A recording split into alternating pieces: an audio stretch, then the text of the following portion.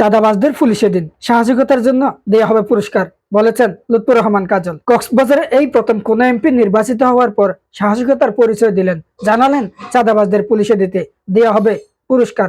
কক্সবাজার ৩ সদর রামু ঈদগাঁও আসনের নবনির্বাচিত সংসদ সদস্য লুৎফর রহমান কাজল চাঁদাবাজদের ধরিয়ে দিলে সাহসিকতার জন্য পুরস্কার দেয়া হবে বলে ঘোষণা দিয়েছেন।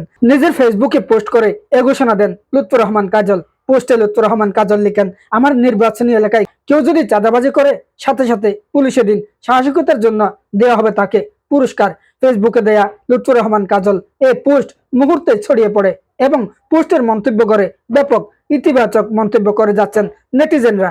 বর্তমানে নবনির্বাচিত সংসদ সদস্য লুৎফর রহমান কাজল ঢাকায় অবস্থান করছেন। নির্বাচনী প্রচারণাকালে তিনি চাঁদাবাজির বিরুদ্ধে বেশ সোচ্চার ছিলেন। নির্বাচিত হওয়ার পর চাঁদাবাজির বিরুদ্ধে এই কেন্দ্রীয় বিএনপি মৎস্যজীবী বিষয়ক সম্পাদকের হুঁশিয়ারি দলের নেতাকর্মী ও সাধারণ মানুষকে নতুন রাজনীতির বার্তা দিলেন বলে মনে করছেন বিশ্লেষকেরা।